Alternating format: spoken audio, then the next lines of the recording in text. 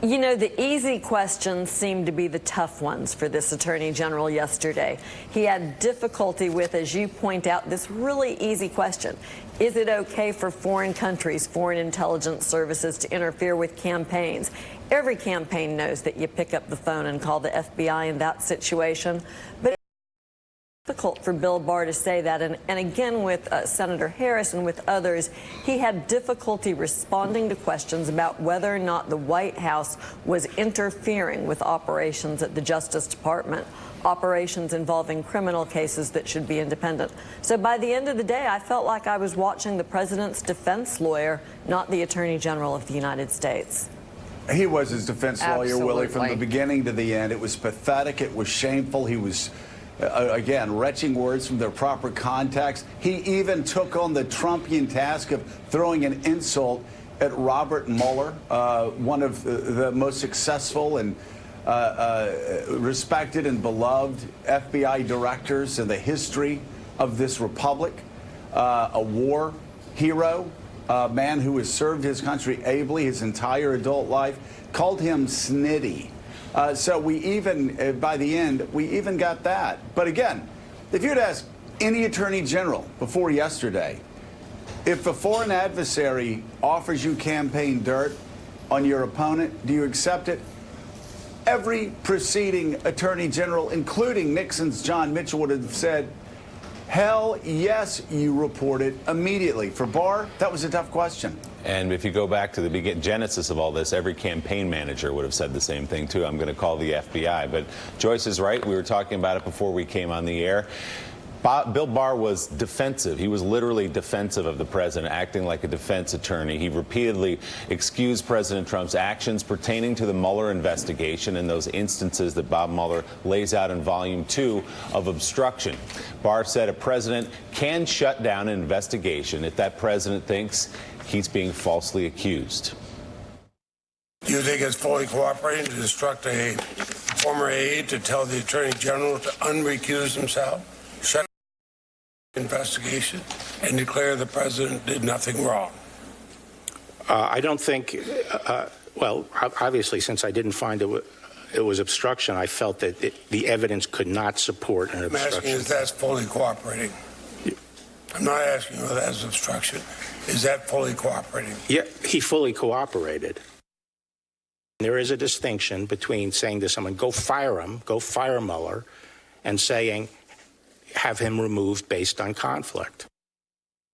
If, in fact, a proceeding was not well-founded, if it was a groundless proceeding, if it was based on false allegations, the president does not have to sit there constitutionally and allow it to run its course.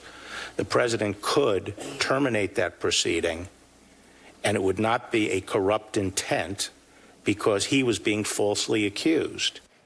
So, Joyce, if you go through the list of the obstruction cases that were put out by Mueller in Volume 2, you had an attorney general wiggling his way through them. The question of asking Don McGahn to fire Bob Mueller, he excused that. Dangling pardons, he excused that. And then again, as we heard there, asking Jeff Sessions, then the attorney general, to unrecuse himself. He said that's not trying to end the investigation. That's just getting yourself a new special counsel. I saw you shaking your head as you listened to the attorney general excuse that behavior and, again, act as a defense attorney for the president. You know, Bill Barr has always taken an expansive view of the power of the president and the presidency. I would hate to see, though, a presidency reshaped along the lines of Bill Barr's views that he discussed yesterday. This notion that the president can decide that allegations being made against him are inappropriate and the president can shut down any sort of an investigation into him, presumably into others. Bill Barr's notion of a president as a presidency gone off the rails, and we're seeing it in practice right now. The president, of course, goes on record last night saying that his attorney general was doing a good job, and why wouldn't he be pleased with that performance? Well, you know, I'm so shocked that William Barr, and there's so few things that shock me these days from Trump's Washington, but Peter Baker, we actually heard the Attorney General of the United States of America say that the President of the United States could shut down an investigation if he thought that he was wrongly accused. This is Richard Nixon saying the law is what the president says the law is. And it really, that is as dumbfounding of a quote as many of the others yesterday from Barr. Again, the president can do what the president wants to do, and if he doesn't like an investigation being run against him, he can just shut it down. Yeah, I mean, look, as a matter of the Constitution, what you're hearing from people on that side is that the executive power is untrammeled by restrictions like, this is not an independent counsel law. It's not somebody who is, a separate body. This is somebody who is subordinate to the President of the United States. He is therefore under the power of the executive branch. But you're right. As a matter of, just common sense, I haven't heard too many people who were under investigation who didn't say they were falsely accused. So if that's the standard by which, a president is allowed to shut down an investigation, then any president presumably could shut down almost any investigation against him or her. That's where it comes to Congress. I mean, the check that the Constitution envisions on a president is not a subordinate Justice Department official. It's the Congress of the United States. In this case, you've got the House of Representatives in the hands of the opposition Democrats, but they're wary of using their power of impeachment because they don't seem to have any kind of bipartisan consensus. You saw yesterday two different realities.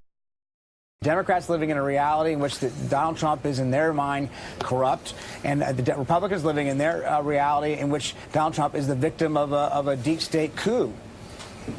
Well, Mike Barnicle, you look at this testimony yesterday, and again, when Barr is saying a president, if he doesn't like an investigation, if he thinks he's wrongly accused, he can shut it down.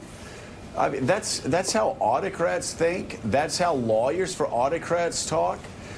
You look at everything else that Barr did yesterday, stumbling and hesitating, the lies that he told in front of everybody. I understand that it doesn't make political sense to impeach Donald Trump, but for the life of me, I don't know why Democrats would not start gathering evidence to impeach this man. He is actually as dangerous in the position of Attorney General as Donald Trump is as President of the United States. And he's unfit and unworthy to be there.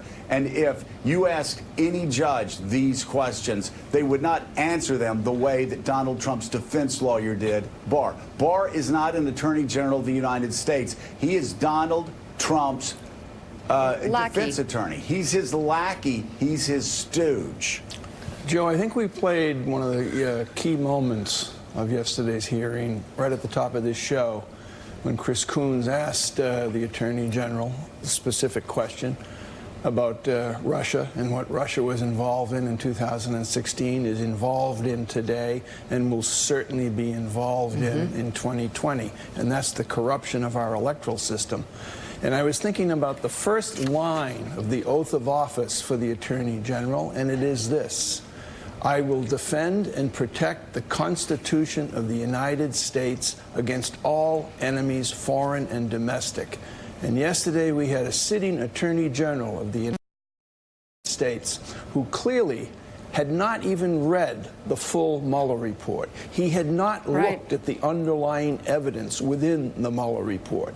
He went out of his way to disparage members of the Federal Bureau of Investigation who work for this country to protect this country. He went out of his way to damage and disparage Bob Mueller and his effort. And he ended the day, really, at the end of the day, he made Jeff Sessions look like Justice Brandeis. Oh, yeah. Absolutely. And let's go to that, Mike, and listen to it and see it with our own eyes. Because this is where the Attorney General really reveals himself to be a complete and utter farce. A total joke. So he makes this proclamation. Remember his 4-page letter or summary on that Sunday when the Mueller report was released? He releases his analysis of what it is. He exonerates the president, and yet he read nothing. Take a listen.